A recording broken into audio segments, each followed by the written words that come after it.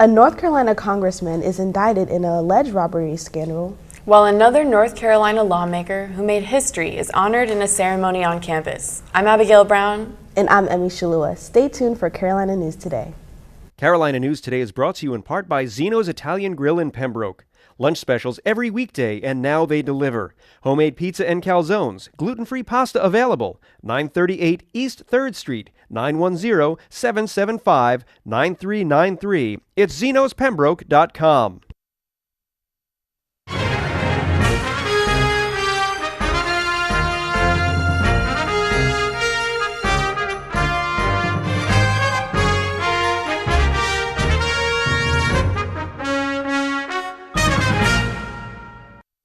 The head of the North Carolina Republican Party is facing charges in a scheme to allegedly bribe the Commissioner of Insurance. Robin Hayes was indicted Tuesday after the year-long investigation involving the FBI. The indictment claims Lindbergh and his two employees, John Gray and John Palermo, worked to provide campaign contributions to Mike Causey in exchange for favorable personnel action. To do this, the indictment says, the group worked through people like GOP Chairman Robin Hayes to set up meetings between Lindbergh and Causey, and later held a series of secret meetings at private airports across the state, including in Concord. Specifically, the indictment says Lindbergh wanted one of his employees, Palermo, to work directly for Causey and oversee a division that would be in charge of regulating Lindbergh's businesses. What do you have to say about what happened in there today, Mr. Lindbergh? Do you have any comment? Lindbergh appeared in court Tuesday along with his two employees, charged with conspiracy to commit honest service wire fraud and bribery of an agency receiving federal funds. He didn't say anything as he left court. In addition to those two charges, Hayes also faces 3 extra counts of lying to the FBI. Prosecutors say he made a number of false statements in an interview with agents last August, including that he'd never talked with Lindbergh about Department of Insurance employees. Making secret recordings for the FBI. But WB-TV reported exclusively last month that Causey had made a recording of a meeting where Lindbergh and Hayes had done exactly that, and previously reported that the Republican Party funneled $250,000 from Lindbergh through the party and to Causey. Hayes left court today behind a fence and using a walker, where he didn't face any reporters' questions. The state lawmaker who helped make UNC Pembroke possible back in 1887 was honored with a ceremony Thursday to celebrate the refurbishing of a statue on campus. Chancellor Cummings made remarks about educator and historian Hamilton Macmillan before his unveiling in front of alumni and donors who supported the project. The statue was created by art professor Paul Van Zandt on the 100th anniversary in 1987, but it had been suffering from the elements. Van Zandt retired in 2005, but the art department was instrumental in getting the sculpture the attention it deserved. Department Chair Carla Roque said a company called Carolina Bronze cleaned it up and gave it a new patina. The patina is a thin layer that's placed over a type of metal like a bronze or copper, and then it's in some cases it's oxidized to give it a kind of aged look. The patina that we chose was a greenish patina. It had been kind of a rust color, and it complements the base really nicely, which is a granite base, which is a neutral kind of gray color. So we wanted it to look slightly aged, but it still has a very polished new look to it as well. At UNC Chapel Hill, their own version of a Founders Memorial was vandalized this week. It's a sculpture dedicated to slave labor and is known as the Unsung Founders Memorial. University officials say the sculpture was defaced with racist language and soaked in urine. An art installation outside Haynes Art Center was also vandalized with racist and profane language. 2 people were allegedly involved. University police contacted the facilities department and the memorial was cleaned. This video was taken after it was cleaned. Police are in the process of obtaining an arrest warrant for a person identified on surveillance video. Officials said that person is known to be affiliated with a group called the Heirs to Confederacy. The 82nd Airborne welcomed home the remains of a fallen brother over the weekend, 75 years after he perished in Germany during World War II. Private First Class Clifford Mills was honored with a military funeral in Troy, Indiana. The 82nd Airborne Division, out of Fort Bragg, had been on its way to the Netherlands for Operation Market Garden when the glider carrying Mills crashed behind enemy lines. Several soldiers were unaccounted for after the crash. 12 years ago, a Dutch man, Noe van Hedel, adopted the case and took it upon himself to locate the site and the remains, presenting his findings to the U.S. military in 2017. 3 months ago, he and the Mills family were notified that Clifford had been identified. It also is like a piece of closure for me, but you also feel the pain because it's a funeral. And even though he died 75 years ago for our freedom, so that I can speak Dutch, that I have the opportunity to go to school, to be what I am right now, yeah, it means a lot to me. Representatives from the current field artillery battalions carried PFC Mills the last few yards to his resting place next to his late wife. Amazing. You know, you can't fathom all the work that they've done and everything that has gone. We're just thankful for everything that everybody has done. There are still more than 70,000 American World War II veterans considered missing in action.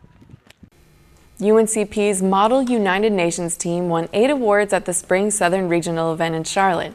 They tied for highest number of awards at the conference and matched last year's team total. Representing the Netherlands, New Zealand, South Korea, and Uruguay, the team won awards for position papers, outstanding delegation, and 4 individual awards. Nearly 500 students from 50 schools competed. UNCP sent 24 students to the conference. Their advisor is Dr. Kevin Freeman in political science. Next up is the Fall Southern Regional United Nations in Atlanta in November. As our viewers know, we've sort of adopted the Robeson County Humane Society with our coverage this semester. Right now, we'd like to put it out there that the shelter is looking for the new donation of a washing machine. They're running their wash 7 days a week, multiple loads, and repairs just aren't cutting it anymore. We actually just lost our other washing machine that went with this dryer. It was reliable, but it just couldn't keep up with the demand that we needed. So we're hoping we can get a new washer and dryer soon, hopefully maybe an industrial one. We need something that can handle the amount of laundry that we do here that keeps our animals clean and happy. This week, we're showcasing another adoptable dog from a Hurricane Florence rescue. Here's CNT reporter Korea Pinkney. Thanks, Abby. I'm back again at the Robeson County Humane Society with hopes of finding our pet of the week.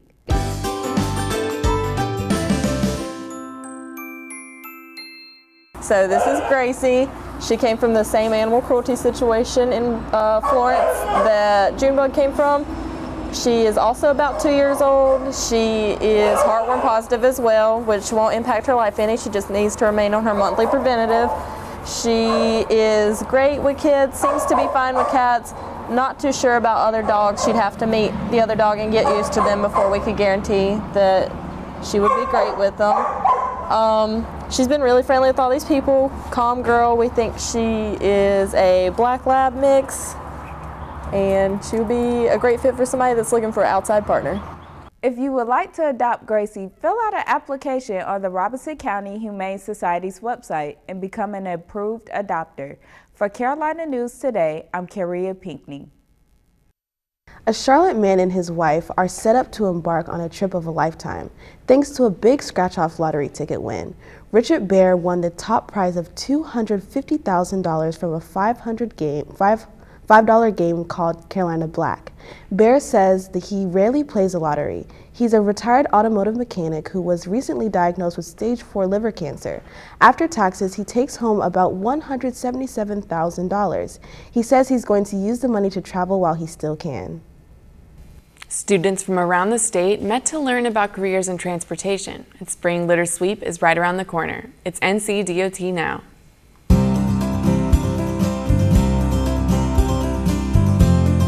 Welcome to NCDOT Now. I'm Lauren Havlin. This week we're learning how you can help save a life, and we're also exploring ways students can get involved in the transportation industry. First up, on Tuesday, students from across the state met in Raleigh to learn about careers in transportation. They heard from leaders in the industry about preparing now for specific careers in the future, participated in a question and answer session, and engaged with representatives from various transportation sectors. I just like being outside. I like being hands-on. I don't like being behind a desk. I want to be like interacting with people in the community. I want to do something I can help people with. If you're a student looking for a career or internship in transportation, NCDOT is looking for qualified candidates in many areas. Come join us. Did you know that there are more than 3,300 North Carolinians on wait lists for organ transplants right now? As part of Donate Life Month in April, you can help save a life by signing up to be an organ donor at your local DMV office or online. Registered donors have a small red heart shown on their driver's licenses. Because of efforts between the DMV and Donate Life North Carolina, the state now has the 6th largest organ donor registry in the country. And last year, 998 North Carolinians received a life-saving organ transplant. To join the other 5 million registered organ donors in our state, visit your local DMV office or go to donatelifenc.org. Don't forget to sign up as a volunteer in the spring litter sweep that runs April 13th through the 27th by visiting ncdot.gov/litter sweep. That's all for this week's edition of NCDOT Now. And from all of us here at the North Carolina Department of Transportation, safe travels. 4 former university students have been indicted in a hazing death. And a community comes together to mourn the loss of a young woman. More after the break.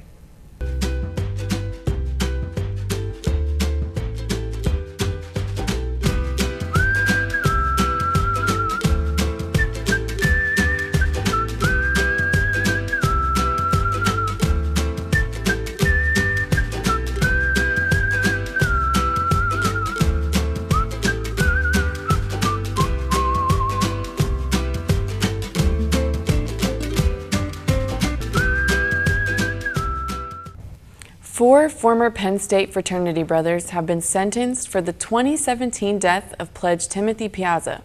All 4 of the young men pled guilty to a variety of hazing charges. One was given house arrest, probation, and fines. The other 3 received jail time between 30 days and 9 months behind bars, in addition to fines and community service. 19-year-old Timothy Piazza was pledging the Beta Theta Pi fraternity at Penn State when he died. Investigators say he consumed 18 alcoholic drinks in 82 minutes as part of a hazing ritual. Officials say fraternity members waited more than 12 hours to call 911 after Piazza fell down a flight of stairs. He ended up dying from a traumatic brain injury. Other young men connected to the case have yet to hear their sentences. The New Jersey hometown of a murdered South Carolina college student gathered for a night of remembrance Tuesday. 21-year-old USC senior Samantha Josephson was killed last week after getting into a car she thought was an Uber. It wasn't, and her body was found in a field near the suspect's home, and her phone was allegedly found in his car. Josephson's family returned to New Jersey Monday, where the community was waiting to offer condolences. Family and friends held a vigil at Lakeside Gazebo to share stories about Samantha. Braves batters and pitchers found their mojo over the weekend in Aiken, South Carolina. And the track and field teams continue to take top honors at multi-team events on the road. We've got those stories and more in sports right after this.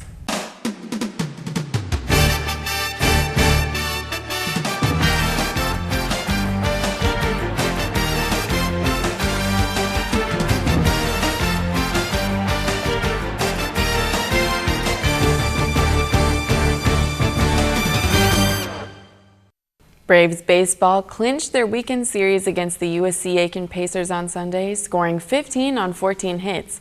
It all started with Trevor Clemens' first inning walk and stolen base, which set the scene for Ethan Buckham's RBI single. Elijah Helton made it a 2-0 lead, and the team basically never looked back. Clemens, Balcom, and Helton continued to drive them in. Braves starting pitcher Landon Smith gave up 3 runs over 7 innings while striking out 8 Pacers. The day before, it was a 9th inning rally that led the Braves to a 10-6 victory, giving the team some breathing room after Friday night's defeat there in Aiken, South Carolina. This week, Tuesday's rain caused a home game against Coker College to be rescheduled for later this month. Softball was also at Aiken over the weekend for a Saturday twin bill. They swept the series 7-2 and 11-6 at Satcher Field. Randy Wetherington came up big for the Braves, scoring 6 times over 2 games, including 2 home runs. In Game 1, pitcher Mallory Leviner went 7 innings, striking out 6 Pacers and giving up only 1 earned run. Both baseball and softball are at home this weekend for their annual Bark in the Park pet-friendly doubleheaders. Bring out your cuddly canine Saturday for softball's conference matchup against Flagler College at 1 p.m. and stay for baseball to take on Francis Marion at 3. Sunday is also senior day for softball and baseball alumni day. Junior Katie Flax was named Peach Belt Conference Golfer of the Week after capturing the Sunoco Campbell Oil Classic, her 2nd college career medal. She registered the Braves' 3rd best 54-hole tournament finish in program history, just 1 stroke off her performance at the same event last year. She shot a 70, a 71, and a 77 on the par 72 course at River Landing Golf Club in Wallace. Flax says the fans make a big difference. I loved the atmosphere of the tournament. We had some UNCP Braves come out and watch us, and just the hooting and hollering is great when you're out there on the golf course. And I really appreciate people coming out and watching us because I feel that motivates me. So if I have a bad hole but I see somebody that I recognize, I'm like, oh, okay, time to bring it back around and get back going. So I just love the atmosphere of this home tournament. Braves track and field put up 9 top 5 finishes at the Adidas Trojan Invitational Saturday at Mount Olive, including Silas Kipkowicz's medal in the 5,000-meter run. Kipkowicz shaved almost 4 seconds off his personal best time to lead the 19-man field. Freshman Skylar Moreno also hit a personal best time in the women's 5,000 meters, coming in 2nd. Molly McCain was literally right behind Moreno in 3rd. The Braves head to William & Mary this weekend. The Athletics Department wants to be sure our viewers know about their annual Cash Bash fundraiser on April 26th, which helps raise money for student-athlete scholarships. The silent auction and live auction will feature guest appearances from Super Bowl champion Vontae Leach and NFL referee Brad Allen. Tickets are available at uncpbraves.com. I'm Emmy Shalua. And I'm Abigail Brown. Thanks for watching. We'll see you next week.